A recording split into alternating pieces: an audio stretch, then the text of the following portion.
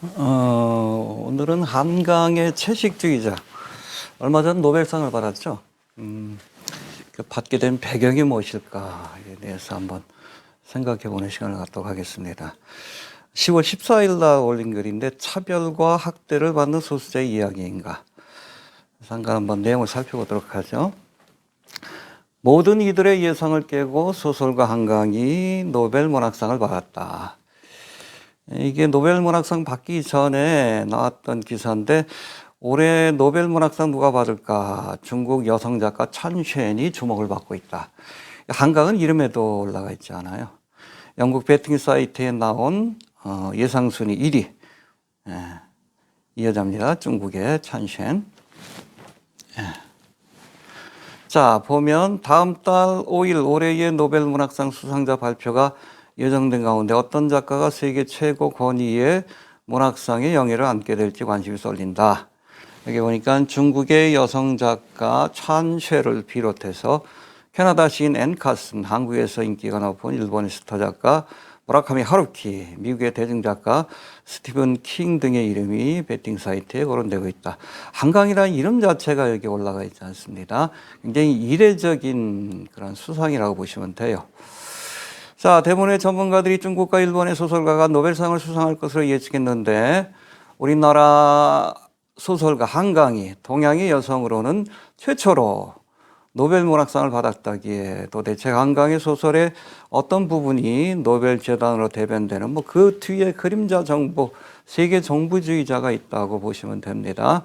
저들의 눈길을 사로잡게 된 것인지 궁금해가지고 이번 노벨상이 특별히 문학상을 주면서 특별히 관심을 가진 소설이 한강의 채식주의자인데 2007년 맨 부커상을 받기도 했는데 이 그녀의 소설 채식주의자에 대해서 잠깐 살펴봅니다. 아래는 나무위키의 세 권으로 나눠진 소설 채식주의자의 내용을 요약한 것인데 잠시 살펴보자.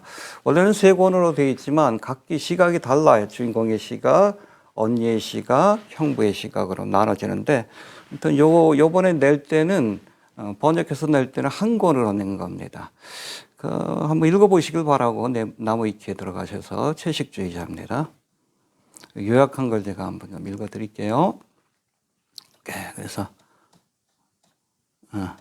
세 권으로 되어 있습니다. 첫 번째 책이 채식주의자. 이 주인공의 시각에서 바라본 거고, 두 번째 몽고반정, 이 형부의 시각에서 바라본 거고, 세 번째 나무불꽃, 요거는 영예의 언니의 시점에서 이렇게 바라본 내용이다. 이렇게 보시면 됩니다. 자, 대충 한번 좀 살펴보죠. 어느 날 피가 뚝뚝 흐르는 생육을 먹는 끔찍한 꿈을 꾼 뒤에 이 주인공 영예입니다. 영예가 고기를 멀리하게 되고 또 남편에게도 당신 몸에서 고기 냄새가 난다 라고 주장하면서 잠자리를 거부합니다. 결국 이걸로 인해서 이혼을 당한 주인공은 주인공의 몸에 새겨진 몽고반점에 이상하게도 성적인 흥분을 느끼는 변태적인 형부, 소아성애하고도 연결되어 있어요. 몽고반점에 흥분을 느끼는 변태적인 형부와 미디어 아트를 빌미로 성관계를 맺게 되는데 그 광경을 마침 그 언니가 보고 결국에는 충격을 받고 언니도 남편과 이혼을 하게 되는 거예요. 되는 모습을 보여줍니다. 두 번째 몽고반점에 관한 이야기고, 이후로 상태가 심각해진 주인공은 가족들에 의해서 결국 정신병원에 입원하게 되고, 정신병원에 입원한 뒤에도 상태가 더 악화되어서 이제는 아예 육식 자체도 육식뿐 아니라 음식 자체를 거부하다. 그러니까 본인이 동물이 아니라 식물이라고 생각을 하는 거예요. 그래서 뻘거벗고 햇볕에서 자신의 몸을 노출하면서 나는 음식을 먹지 않아도 광합성으로 살 수 있다. 이렇게 주장하다가 음식을 거부하다가 결국 죽음에 이르게 된다. 그런 내용입니다. 자, 어느 날 뜻하지 않은 계기로 채식주의자가 되었다고 하는 이 주인공이 이로 인해서 주변 사람들에게 편견과 학대에 시달리다가 결국 생을 포기한다, 마감한다. 그런 내용을 담고 있는 이 소설. 이거는 여러분 채식주의자라고 하는 이 상징이죠. 이 채식주의자로 상징되는 소수자에 관한 이야기라고 우리가 볼 수 있는 겁니다. 이 소설에 등장하는 이 채식주의자는 어떤 면에서 보면 인종차별을 받고 있는 흑인이 될 수도 있는 거고, 또 종교적인 차별을 받고 있는 뭐 우리나라나 유럽에서 이슬람 사람들이 될 수 있는 것이고, 또 더 넓게는 성적인 편견에 시달린다라고 주장하는 성소수자.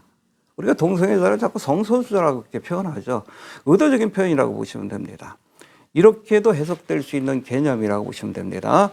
그렇다면 이 작가 한강은 어떤 경우에도 이 소수자라는 그런 이유 때문에, 채식주의자라는 이유 때문에 자신의 소설에 나온 채식주의자의 주인공처럼 차별과 학대를 받아서는 안 된다는 그런 메시지를 이 채식주의자라는 소설에 담아냈다라고 볼 수 있다는 겁니다. 사실 여러분, 동성애를 확산시키고 차별금지법을 통과시키려고 하는 그림자 정부, 저들의 어젠다 중에 하나가 바로 동성애 확산이에요. 뭐 성경에도 나와 있죠. 마지막 때는 로세 때가 될 것이다. 로세 때와 같이 성적으로 방종하고 특별히 동성애가 만연한 때가 될 것이다라고 예수님이 말씀하셨는데, 뭐 그런 현상이 지금 나타나고 있다. 그래서 루시퍼를 섬기는 이 세계 정부주의자들도 이 땅에 동성애를 확산시키기 위해서 여러 가지로 그렇게 제도를 통해서 문학이라든지 음악을 통해서 사람들을 이렇게 마컨시키고 있고 세뇌시키고 있는데, 여튼 이 그림자 정부의 입장에서 동성애를 확산시키려는 이 그림자 정부의 입장에서 보면 한강의 소설 이 채식주의자, 이게 정말로 저들의 메시지를 확실하게 세상에 모든 사람들에게 전파해줄 확실한 도구로 여겨졌을 것이다라고 우리가 추측할 수 있는 거예요. 그래서 이게 모든 예측을 뛰어넘어서 누구도 여러분 이 한강이 노벨 문학상을 받는다, 심지어 우리나라에서도 누구도 예측하지 않았어요. 아까 기사에서도 보겠지만 노벨 문학상이라는 옷을 입혀준 그런 배경이 아닌가라는 생각이 듭니다. 여러분, 어둠의 세력들이 하고 싶어하는 일을 우리가 앞장서서 행하면 저들이 원하는 뭐 동성애를 확산시킨다든지 오컬트 문화를 확산시킨다든지 사탄을 숭배한다든지 예수님을 모독한다든지 이러한 일에 앞장서면 생각지도 못한 돈과 명예가 주어지는, 지금이 바로 주의 오실 때가 임박한 말세지말이라고 볼 수 있다는 겁니다. 요거는 일루미나티 카드인데 노벨 피스 프라이즈, 노벨 프라이즈, 노벨상 자체가 저들의 어젠더를 실현하기 위한 도구로 사용되고 있다는 것을 보여주는 단적인 모습입니다. 그리고 이번에 한강이 그 책을 여러 나라에서 노벨 문학상을 받았다 그러니까 번역하고 있는데, 여기 보셔요. 이게 손바닥에 마인드 컨트롤, 마컨의 상징인 나비, 제왕나비가 이렇게 그려져 있습니다. 원래는 미리암의 손이라고 해가지고 이 손바닥에 전시안이 새겨져야 하는데 거기에다가 이 마컨의 상징인 나비를, 제왕나비를 거기다 새겨놨어요. 이건 여러분 작가가 허락지 않으면 이 표지를 쓸 수 없다라고 합니다. 그렇게 한 이유가 뭘까요? 이 한강의 소설, 특별히 이 채식주의라는 소설을 통해서 사람들을, 전 세계 사람들, 노벨 문학상에 열광하는 사람들을 마인드 컨트롤, 세뇌시키겠다는 저들의 의지가 보여주는 그런 사진이라고 봅니다. 또 두 번째 거 한번 봅시다. 두 번째, 한강이라고 돼 있죠. 베지테리안, 더 베지테리안, 채식주의자죠. 예. 어디서 번역이 된 건지 모르겠는데 아무튼 이렇게 번역하면서 보십시오. 이게 보니까 미로죠.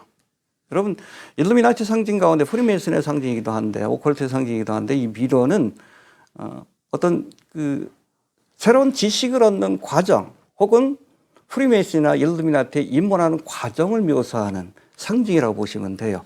이렇게 일루미나티의 사상을 받아들이고 깨닫는 과정을 보여주는 것이 바로 미로다라고 생각하는데, 끝에 뭐가 있습니까? 전시안이 있죠. 전시안이.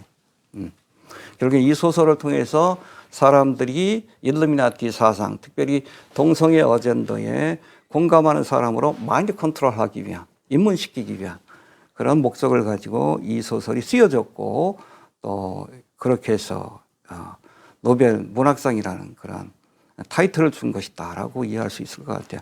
그 다음에 요거는 뭐 그리스에서 된 것 같은데 뭐 설명이 필요 없죠. 전시안. 일루미나티를 위해서 쓰여진 책이라는 거 우리가 확인할 수 있습니다.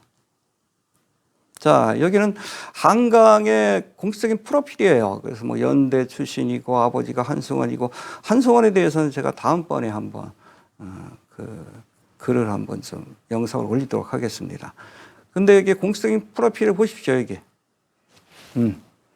뭐예요? 전시안을 보여주는 대표적인 일루미나티 상징인데, 뭐예요? 내가 일루미나티의 멤버다, 혹은 내가 일루미나티를 위해서 일하는 사람이니까 나를 좀 키워주옵소서. 그런 메시지가 담겨진 그런 프로필이라고 우리가 볼 수 있어요.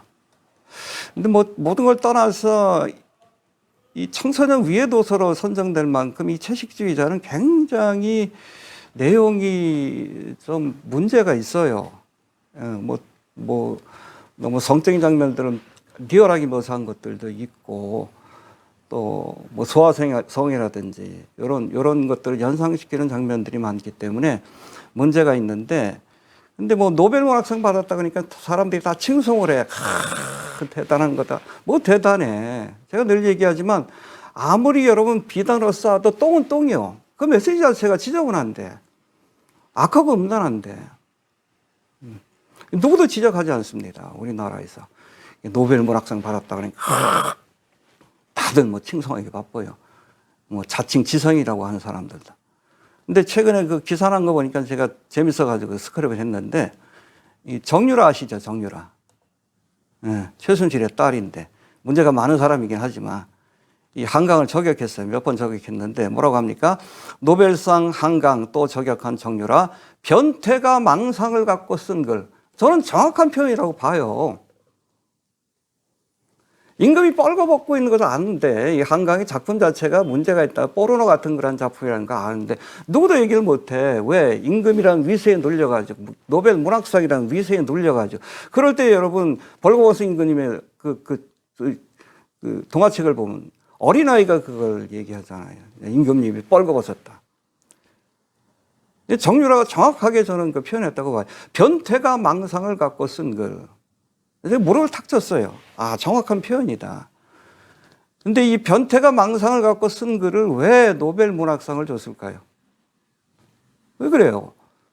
이 작품에 심취된 사람들, 노벨 문학상이란 그 타이틀 때문에 심취된 사람들을 변태로, 동성애자로, 소아성애자로 만들고자 하는 여러분 노벨 재단, 그 뒤에 있는 그림자 정부의 어젠더가 있었다라고 우리가 이해를 해야 합니다.